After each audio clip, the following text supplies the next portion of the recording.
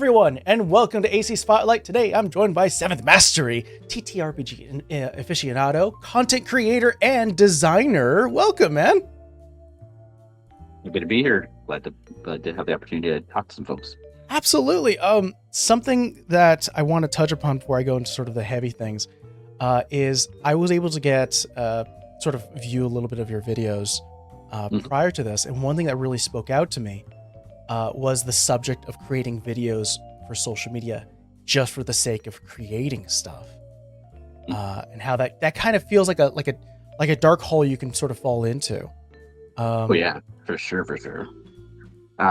We all have our desire to be heard and seen, but sometimes, just to raise your voice, realizing that there's other people who are waiting to hear the same message maybe you already have, and that connectivity and social media in and of itself kind of becomes a whole other thing. There are a lot of my original RPG fans that are kind of like, why are you wasting your time with social media? But I'm like, but your reach is so big. Even a simple safety tool or mechanic or tip hits so many more people than I ever could, with my more bespoke. Someone said you are delightfully niche and baroque was one of the summaries someone said of me, and it's true. I make really weird specific content when I do game design stuff, unless I'm hired by a client. That's a different animal.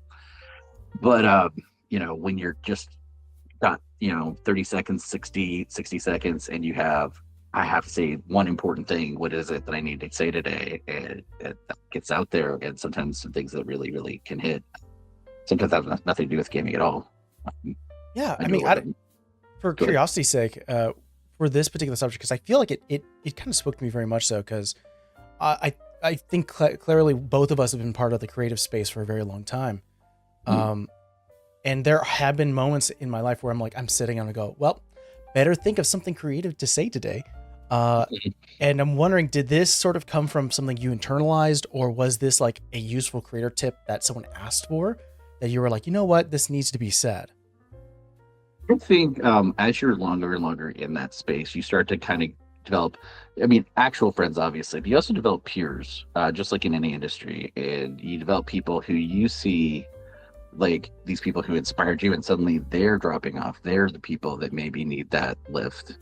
And I think it's kind of those things. One of the coolest things about social media is there is no supply demand situation. It's just information. As much as we can make, there's more, and it's good. Like we are not stealing market share or taking away from it. It is purely generative, and it is anti-entropic. Like we can go and bring all the positivity, and when someone doesn't want you, doesn't need you, doesn't want your stuff, they just swipe. They're done. And it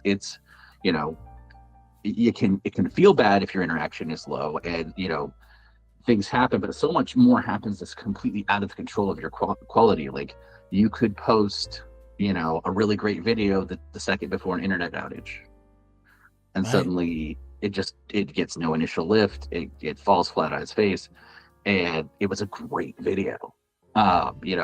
You could post something quirky and offish, like I have one of my most popular videos is about taking bribes from players, which is something I have I saw never that. done. Yeah, the best Never way to say done. no. And I was like, oh, that's Right. great. And it's funny, but at the same time, and it got a lot of traction, but that isn't really something I would encourage to happen at a table. So you do this thing that's fun and goofy, and that's the thing that people know you for suddenly, and so you kind of gotta modulate, and you also need the support of those peers. And I think when things get rough, yeah, I do think that hearing somebody else just externalize the same thing that's maybe in your own bucket. Like I do a lot of stuff for neurodivergence, and a lot of times those videos, a lot of people will message me and say, hey, I've been trying to understand my friend for years, and 60 seconds you did it. I get it now. And or moreover, I sent this to my friend and they finally oh, and so just even rephrasing it, that different way of hearing it could be all it takes for lifelong change for somebody. And sometimes it's the process for my own self, but a lot of times it's kind of like, if I went through this and I spent hours with a therapist or whatever it is, or 5 a.m. deep diving lore on Forgotten Realms, I can save people the effort, like another one that comes up a lot is Magic the Gathering and D&D are now married in their lore, and a lot of people struggle with that, but like it's actually like a really fascinating deep dive. And I know you're gonna have to stop me because this is one of those things that's hyperfixation for me. I can just go off the edge.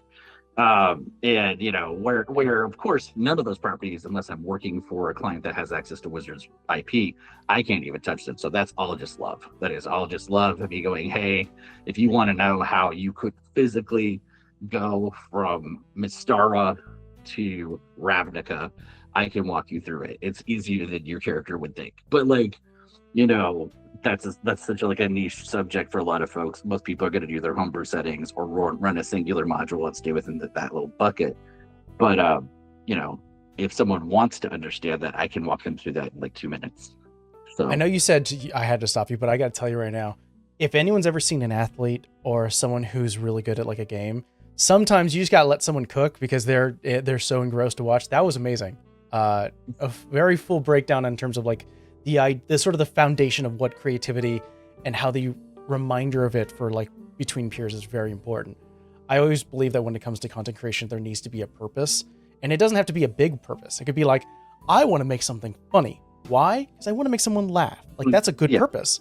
Like in your case, you are like, I want to educate someone, especially about neurodivergence, and that's a great purpose. And there is usually purpose behind content. And so, well, beyond that, I know we touched upon a little bit of sort of like your own history within TTRPGs and Magic the Gathering. And we talked a little bit before of you are a GM, you run multiple games a week. For your history in TTRPGs, did you graduate from the player seat? Like, were you a player first, then to GM, or did you just get thrusted right into the GM seat? I'll go. It's pretty good. I started when I was a summer before first grade, so between kindergarten and first grade. My brothers didn't have the cleric, and they needed a cleric so bad. And I was the kid brother who's like, I'll do it. I'll do anything, whatever. And so I played their cleric for nearly 2 years. This is how diminishing my role was. I didn't even get to name my character. He was Cleric the Cleric. Oh, you remember your character? That's amazing. Cleric the Cleric, and I played Cleric the Cleric for quite some time. Until I grew up in Vernal, Utah, where there's lots of dinosaur bones, and so dinosaurs were a really big thing, and so they were frequently appearing in our dungeons. We had dinosaurs in our dungeons, and of course, I made the mistake of asking the dungeon master, "Why is there Tyrannosaurus Rex in this dungeon? We've only gone through 5-foot wide halls." Oh no! Oh no! And suddenly, the Tyrannosaurus Rex had a lot of interest in my character. Stop asking questions. Right. And so I ended up fighting the Tyrannosaurus Rex instead of healing the party. We TPK'd because, I think my GM was a little upset that I called him out on his somewhat incongruent dungeon design. And ended up kind of like wiping that game. And it was the first time we'd ever had that experience. It kind of started me thinking like, well, what happened there? And I realized it was an emotional reaction eventually, but for a while I thought it was like a rules problem. Did I do something wrong? And so I started studying the rules, and that's when I realized they were running the game wrong, right? Rules as written, they're running wrong. And my little, quirky neurodivergent brain was like, oh no, we gotta run this right. So I started running my own game when I was like 11, I want to say. Wow. And I ended up DMing like a lot. I would actually take the band bus into school and be there before school started, and we'd run a little session every day before school. And so that's when I got in the habit of just running all the time. And so I even got like my art teacher on board to let us run more during the art period, because we were able to draw our characters and monsters while we were playing D&D. Dude, you're living it at that point. You were drowning in TTRPG. That's incredible. But hyper focused, so I don't ever burn out on it. Well, I can burn out, but I can burn out on the people part, not the game part. Yeah. But so after a little while, as I was going up, and I was really excited I was going to get in art and do writing and all this stuff, and of course everybody's like, you're not going to make any money. And so I went into the sciences for a while and ended up actually. That didn't work out. I ended up in book retail, and I was in book retail for quite a while, with Barnes & Noble. And still did all this on the side, but I kept watching all these authors launch their careers, and I was like, why am I not just writing gaming stuff? Um, and so I talked to one of my friends about some of their products and was trying to encourage them. And he's like, I don't think that would work, but if you could make it work, you should sell it. It was like finally the intersectionality between what I was doing. So someone had to push you a little bit. Yeah, a little bit. And unfortunately, he's no longer with us. Steve Russell, yeah, rest in peace. He was an incredible person in the third-party D&D space for a while. And but that got me kind of into that, and I started publishing, and then eventually started getting freelance work with a lot of the bigger companies like Paizo and Natural 20 Press, a couple others, and then I even launched my own imprint eventually with a Kickstarter. So yeah, and it's something interesting that I've noticed when it comes to especially those within the TTRPG industry. It's filled with creative types, whether you're interested in sort of the role play aspect, sort of theater kids coming in, whether you're a writer, you're the GM, sort of building out your own worlds and kind of own lore, and as you continue on and so on and so forth. Even artists, like the TTRPG, the community itself is just filled with creatives. And with that in mind, you mentioned this before, is that you kind of have diversified your creativity to sort of an nth degree. I'm not sure if you feel the same way, but I've been through periods of my life where creativity was not possible, not because I couldn't act on it, but because it was taken away from me.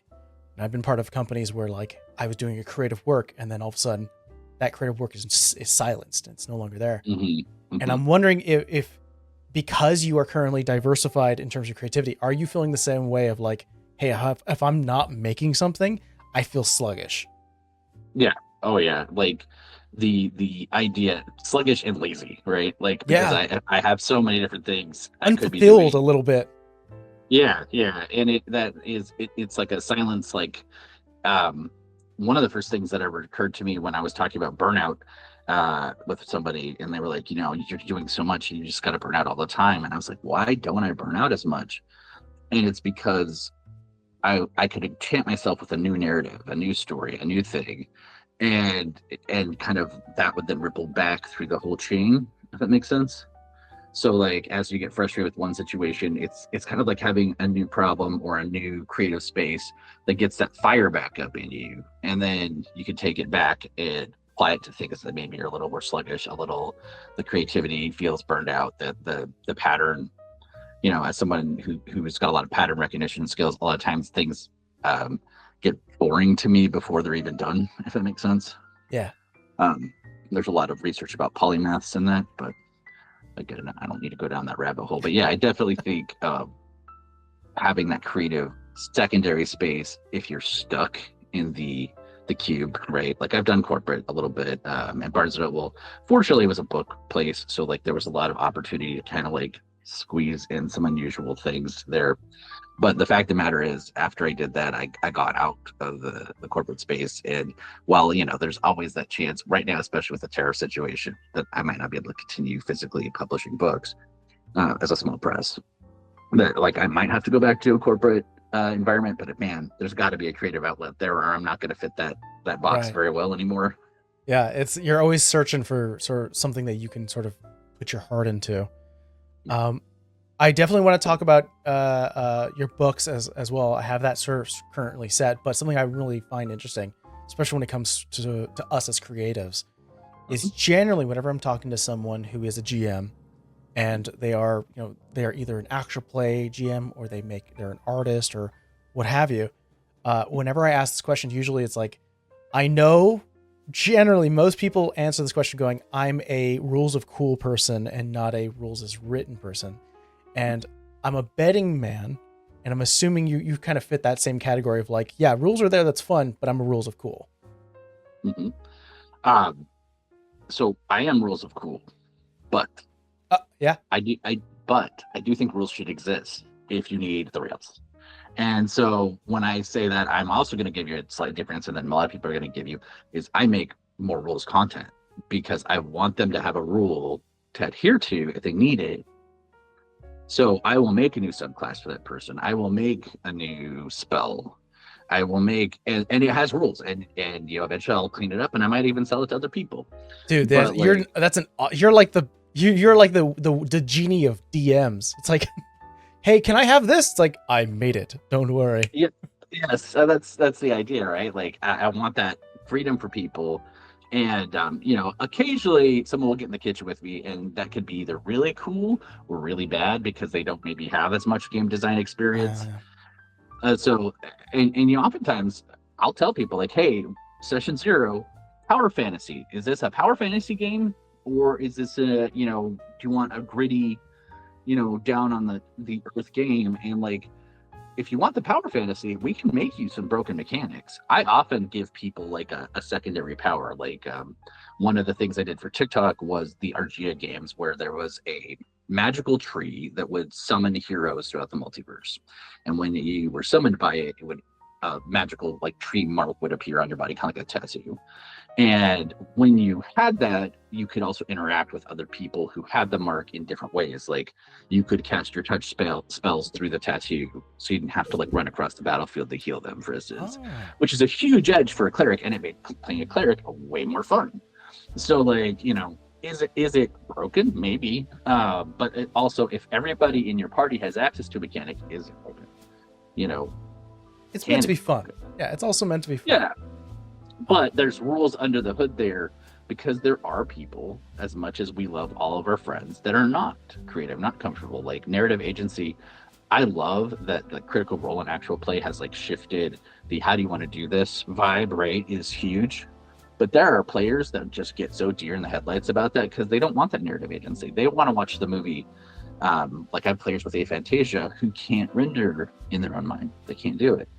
And so they want someone to describe that thing they're seeing in their head. And so like getting clear on that, like one of the tools, that's actually where my channel name comes from, is a assessment for like, hey, how much do you want to control this? How much do you want to be fed this? How much do you want to contribute to the world building? How much do you just want the lore to exist? And kind of getting those sliders in place, just like playing a video game almost, so that when we play, I know, okay, I've got like 5 people who want a really crunchy tactical combat game, but I have one person who's going to be really sad if there's no lore, and I can kind of adjust my style around that, right?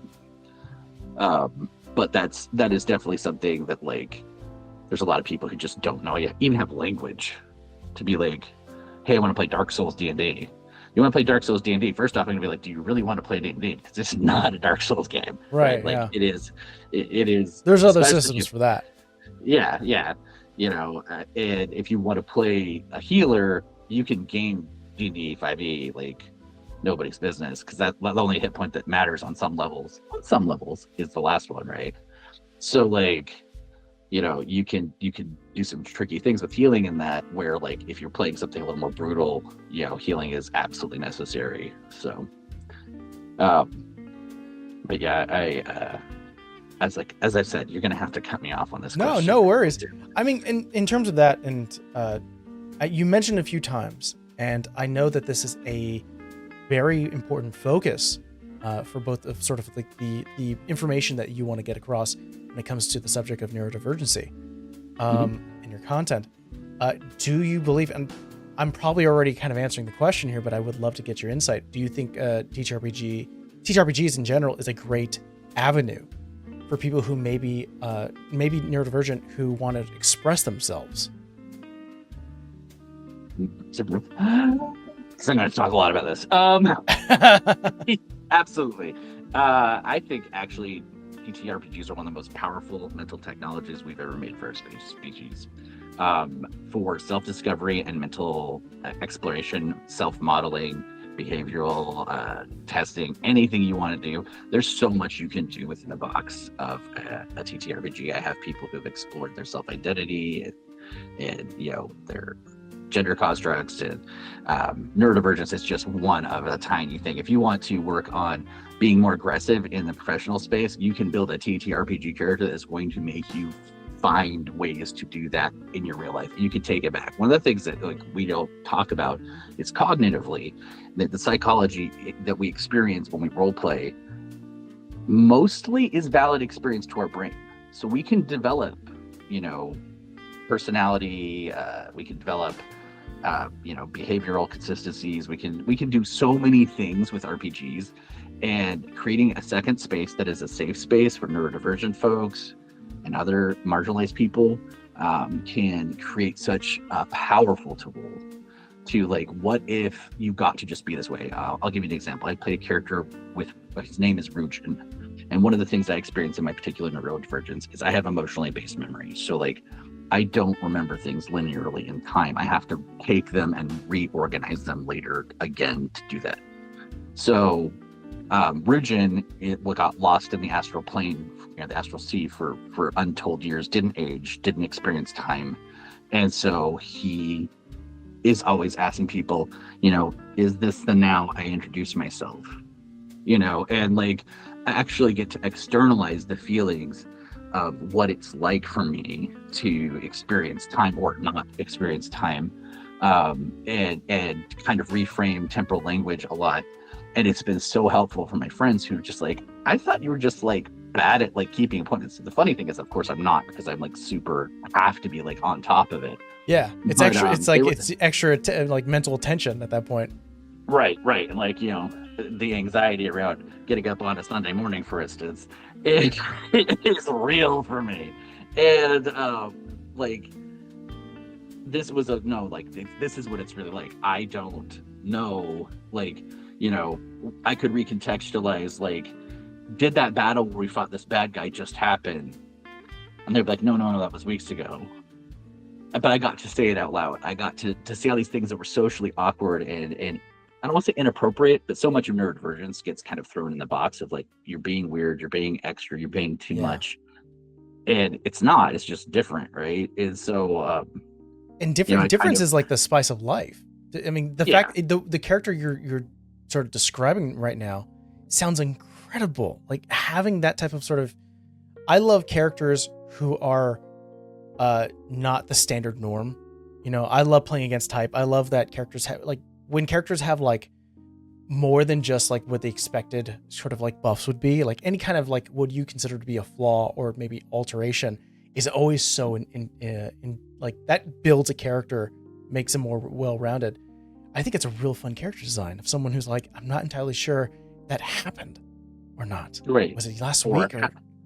Yeah. Was it now or was it then? Yeah. It's such a cool, and it gives such a great sort of like exploration into that, which I think is really, really fun.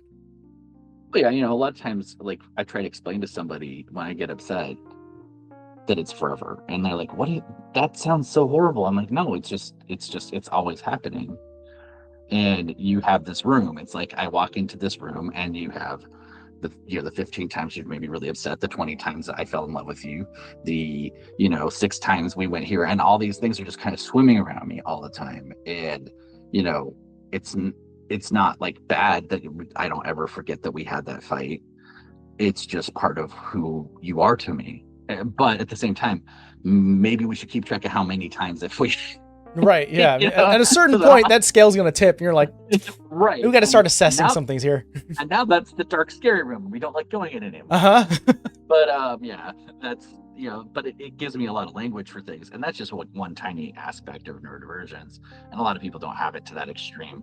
But like, it lets me, talk about that in ways. And as someone who's also queer identifying, I got to explore that aspect of things when I was younger, and like in a safe way that was like about whether or not I was really sure about things. And, I didn't have to tell anybody what I was doing. I just got to do it. And I was in control of what narrative got released and how safe it felt. And I will tell you that literally saved my life. Literally saved my life. That's why I love this game. That's why I love the opportunities and possibilities it gives us for just beyond my own sphere, but sort of hearing how other people can make use of it, how it helps is really, really cool. And I think that's probably where it kind of like, I'm sure with that attention and also your drive of creativity built the way to you designing books for the community that you're so part of right now. Do you mind divulging a little further into City of Seven Seraphs and everything else you've built? Oh, yeah, absolutely. City of Seven Seraphs, and a lot of things about my books that exist as they are currently available, just as a transparency point, were for Pathfinder First Edition and 3.75, 3.5. Oh, hey. That's where a lot of that started, and that's when I got into publishing, and sadly, that's when publishing was a lot more affordable.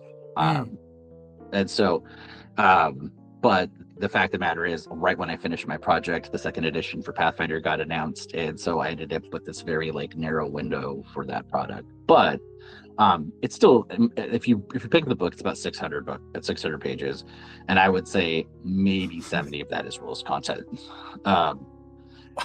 That's a beefy book.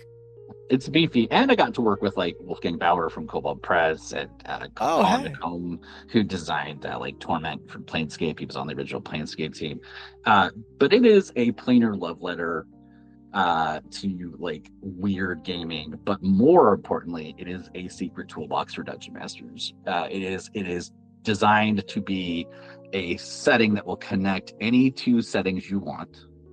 So if you want to run Dragonlance and Dark Sun, you pop this in the middle, and there's organizations and motives to connect those two things, right? And it kind of is an underpinning. It's in the shadow plane, the Shadowfell, if you like that term. So that any place where there's darkness, you can get a connection that forms to the city. It also has connections to light because it's at a co-tangency with the ethereal plane, and there's like a radiance thing going on there. So you built a bridge. Yeah, it's basically what it is. It's connective tissue. And I wanted people to be able to like go from one world to another, but also have reasons why it made sense. And it's all based on duality, because the light's touching the shadow. So there's 14 organizations based around different dualities, and the 14 of them identify as dark. 7 of them identify as dark, 7 as light, and that doesn't mean good and evil, to be very, very clear. But like those things kind of create a bunch of push-pull tension that gets everybody involved in settings from, your homebrew setting, but you also wanted to use the Radiant Citadel, but you also wanted to use, Birthright from second edition. You can find a story through line there. And I knew I did a good job when someone, I do not know who this person is to this day. If you ever find out, let me know. Created a TV tropes wiki page for the setting, and it's one of the most elaborate breakdowns of themes and how to use them. So even someone made another tool to even make my tool more useful. 7, that's amazing. That's so cool. I am really proud of it. It's unfortunate that it is still baroque and complex and niche, because it is, a lot of DMs would be very intimidated to run it, but I'm very, very happy it exists. And I mean, knowing the community as well as I do, the moment you just said that, you just inspired like 70 people to go, well, test me now. And now I'm gonna have that little bit of a challenger complex of like, don't tell me that, I'll do it. There's also some self-awareness though too, right? Like I do want to be very candid that like I was much more in the passion and the love than I was the concise, clear design language at the time. That being said, I do a lot of work now that is a little more geared towards universality, and then has a little bit of that lore backbone. If you want to go back to that setting, it's got a little underpinning in it. But I have got a little bit more and a lot more 5e facing content coming out. Ideally, we were waiting to see if 2024 was gonna like how that was gonna land and what it was gonna look like before I revisited the campaign setting. You don't want to run into another Pathfinder second edition situation. Exactly. And of course the community hasn't fully embraced 2024, so now we're in this awkward moment of like, okay, what do you do then? And so so I think there will be in some form of another a updated campaign setting eventually, but it is something I'm going to do very slowly and carefully, because I don't know if you've ever run a Kickstarter, especially for a physical product, but the expenses on the back end can bloom very quickly, and I am proud and happy, and that was a profitable project, but it wasn't profitable to the point where it could or should have been. So yeah, I've not had that personal experience. something we made and brought into creation, and I am very, very happy with it. But like at the same time, like it's not the sort of thing you could do every year. Like these companies that go back to the trough and do the next Kickstarter before the first one's even delivered. That is work, and unfortunately, I know a couple people who are now in the cycle of they have to run their new Kickstarter to pay for their last one, and that's I've heard about this cycle. Yeah, that's not something I'd ever want to be into, right? Like I would want it to still be joyous. I'd still want it to be, creative and happy. And I think if it got to the point where I had to do it, that would be the end, right? Yeah. So right now I've moved more into Patreon space and just been really releasing, stuff there. I also do, support for Magic the Gathering, things like that. But still watching the publishing space for a window to maybe get back and do a re-release of the full campaign book. I do have tons and tons of PDFs. So. Well, hell yeah. Well, good for you on that. Well, I wanted to thank you so much, 7th Mastery, for joining me today. And you mentioned before that you have a lot of things currently in the pipeline that are coming up, as well as your own backlog and history of stuff that you built. I know in this video we are going to have a link tree, but if you don't mind telling people where they can find you. Yeah, I would say my link tree is a good one. TikTok, obviously, 7th Mastery there is one of my biggest outlets of content, especially if you just want DM tips and nice digestible stuff. I also have Lost Spheres Publishing, which is my publishing imprint. And there's a lot. There's a blog on there that has some other like written word articles that are useful, I think, to a lot of dungeon masters. Other than that, I'm pretty accessible. I also have a Discord. We'll see exactly what Discord does in the future. Yeah, but right now now, we're all juggling at this point. Yeah. But I'd say those are probably the best ways. Wonderful. Well, if you haven't done so already, please go check them out, and we'll see you guys next time. Bye.